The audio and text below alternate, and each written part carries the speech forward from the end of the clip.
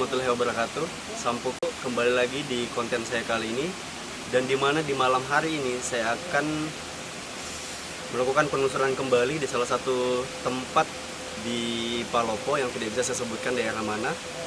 Dan di sini berbagai macam cerita yang saya temukan dari warga sekitaran sini dan teman-teman di luar sana, bahwa tempat ini memiliki sebuah pohon yang sangat tua, bisa dibilang berumur ratusan ataupun 1000 tahun. Dan tempat ini memiliki bisa dibilang penunggu-penunggu yang sangat-sangat kuat. Dan kali ini saya melakukan penelusuran ini di malam ini, dan sekarang sudah pukul 12.00. Dan kali ini penelusuran ini adalah penelusuran yang sangat spesial karena malam ini saya akan ditemani oleh teman-teman saya. Langsung saya panggil mereka, ada Sandi dan kawan-kawan. Silakan masuk, Sandi. Oke, yang lain, ayo teman-teman.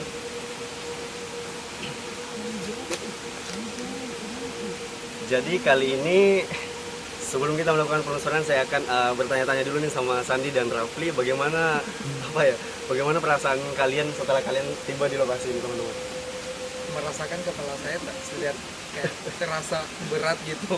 Agak pengap ya? Iya, agak dengan berat. suasananya yang kayak Waduh, cetar gila. gila banget. Oke, buat Rafli gimana? Ya, agak kecewa, nggak bisa ngomong gitu. Dan oke teman-teman, daripada teman-teman semua penasaran, langsung saja kita ke tempat pohon tersebut dan kita lihat apa keistimewaan dari pohon tersebut. Langsung saja.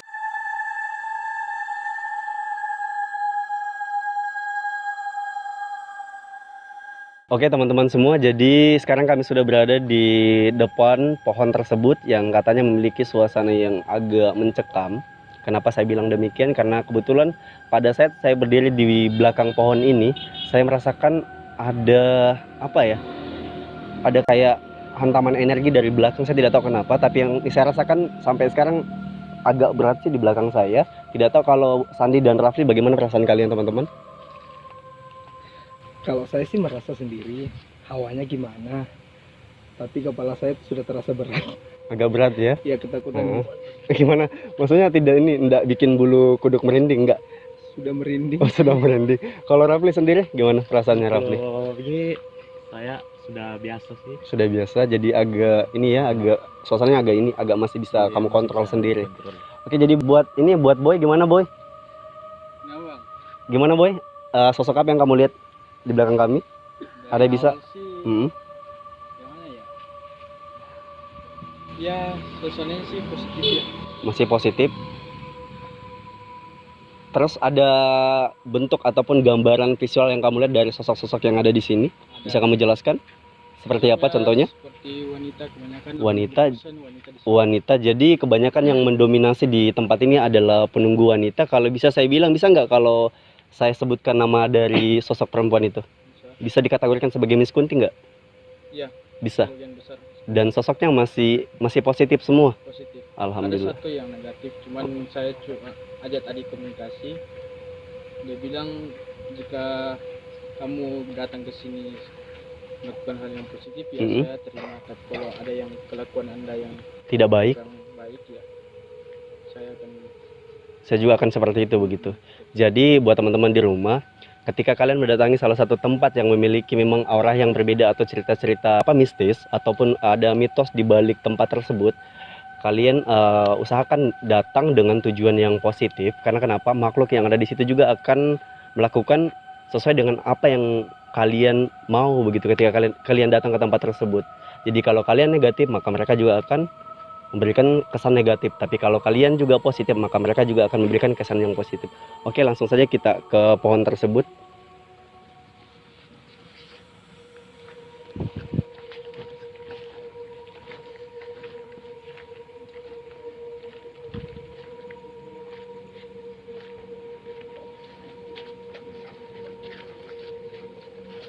Oke, jadi buat teman-teman di rumah, coba kalian lihat yang ada di belakang saya.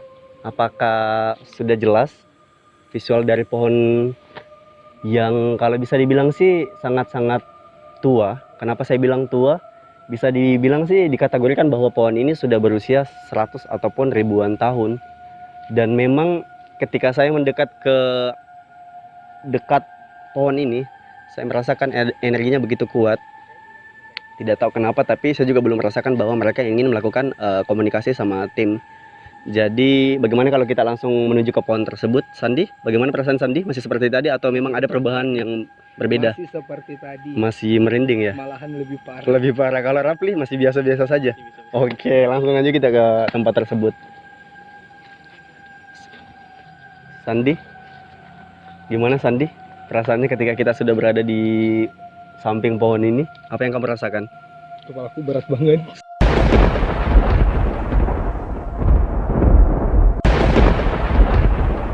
Serius Berat parah. sekali. Terus gimana? Auranya beda banget. Bisa kamu? Sebelum mendekati dari pohonnya. Jadi pada saat kamu sudah berada di spot terdekat dari pohon ini, malah perubahan energinya semakin kuat, Semakin kuat. kuat dan sangat-sangat parah banget merindingnya. Iya. Terus Rafli, yang kamu rasakan masih seperti tadi atau memang ada perubahan sedikit? Masih biasa-biasa saja. Gimana Mas Boy? Tanggapan Mas Boy ketika kami sudah berada di spot ini? Apakah ada yang berbeda atau ada yang menyambut kami yang lebih wow lagi? Coba kamu jelaskan. Suasananya sih lebih wow ya, apalagi yang di belakang itu kayaknya dia mau ikut berinteraksi tapi agak malu. Agak malu. Jadi bagaimana kalau kita langsung ke spot tersebut? Kita datangi saja. Boleh. Oke, langsung saya teman-teman kita ke spot yang ada di belakang pohon ini. Oke, silakan Sandi, Rafli. Ayo jalan.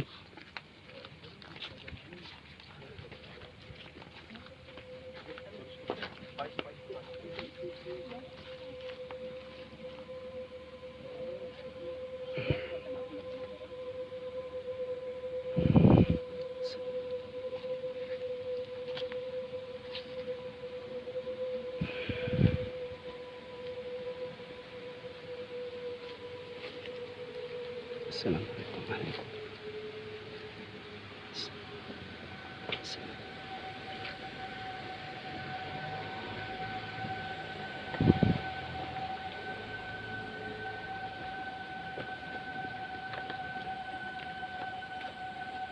Wow.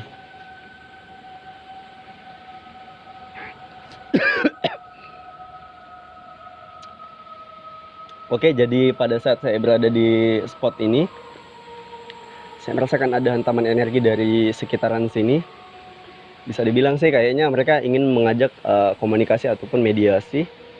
Tapi sebelum itu saya mau bertanya-tanya kembali kepada Mas Boy. Gimana Mas Boy ketika kami berada di spot ini? Apa yang engkau lihat? Bisa kamu jelaskan sama teman-teman di rumah? Dia dari tadi duduk ya, di belakang. Pas belakang Rafli posisinya. Kalau dia mau bicara dia bilang begini, kamu mau datang ke sini untuk apa? Jadi tujuan kami datang di sini adalah silaturahmi juga. Tujuan utama silaturahmi sekaligus juga ingin memperkenalkan bahwa tempat ini seperti ini dan semua yang ada di sini adalah positif. Jadi seperti itu. Jadi bagaimana? Ada respon? Ada sih, dia mau berkomunikasi tapi energinya sangat kuat ya, jadi saya enggak bisa ajak dia juga. Untuk komunikasi? Bisa.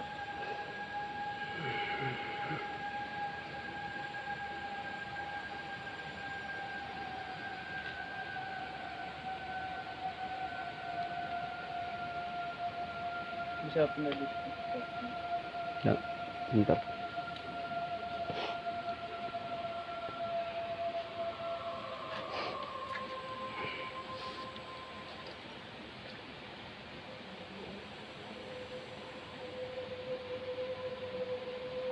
Dia bilang apa Bang?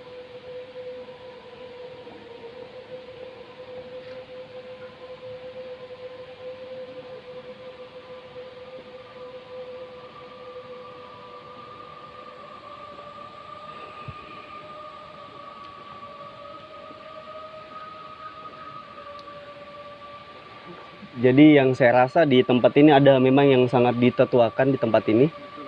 Ada yang ditetuakan, jadi apa ya? Kalau Kalau saya sih bisa bilang sosok yang ada di sini yang ditotokan itu sosoknya besar.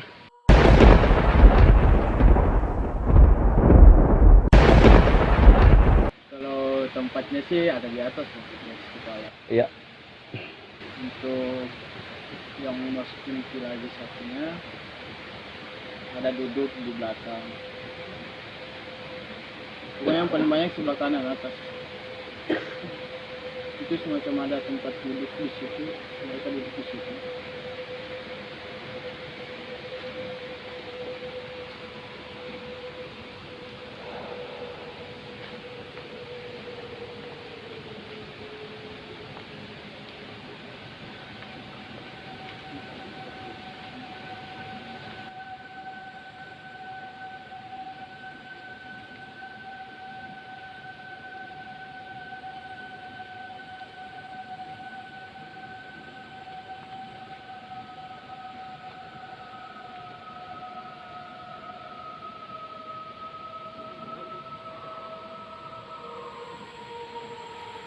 Waduh, jadi teman-teman, yang saya rasa sekarang adalah hantamannya semakin kuat. Jadi bagian kepala saya di belakang itu posisinya sangat berat sekali karena memang dia berusaha untuk masuk, tapi saya pun juga sangat-sangat berusaha untuk bagaimana caranya mereka bisa berkomunikasi melalui badan saya. Tapi sebelum itu terjadi, saya mau langsung ke teman-teman saya kembali lagi untuk Sandi. Gimana Sandi? Perasaan Sandi ketika kita sudah di sini? Perasaannya sama seperti yang tadi, Mm-mm. masih merasakan kepala yang berat. Kepala yang berat, kayaknya pusing, sakit kepala kayaknya bang. Enggak ya? Beda. Awalnya beda Heeh. dari sebelumnya. Kayaknya misteri banget. Jadi sosok yang ada di sini tuh masih berusaha untuk masuk.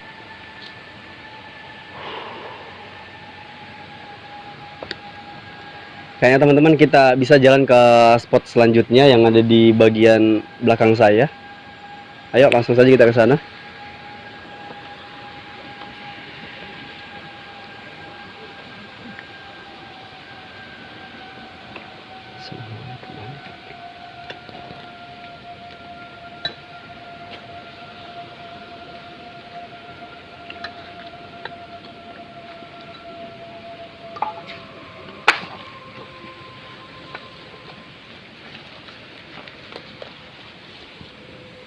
Oke teman-teman, sekarang kami sudah berada di spot yang sangat tepat. Kenapa saya bilang tepat? Karena posisinya sangat bagus di depan pohon ini.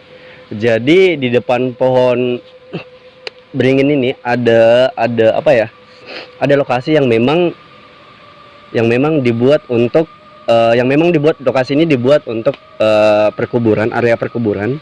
Tapi saya tidak tahu kenapa area perkuburan ini dibatasi oleh tembok yang ada di depan saya. Apakah memang ini ada wilayah tersendirinya atau memang karena tempatnya sudah tidak memadai.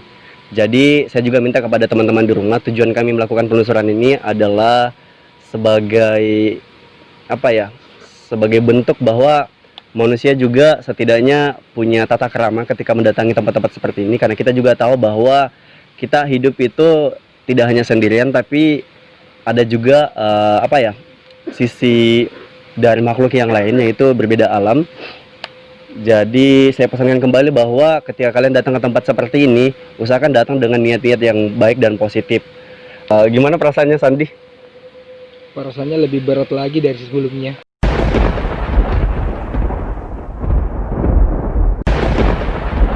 Dari sebelumnya? Iya, Waduh, merasakan hawa-hawa yang kayak panas gitu. panas, serius panas. Iya, Kalau serius. Rafli?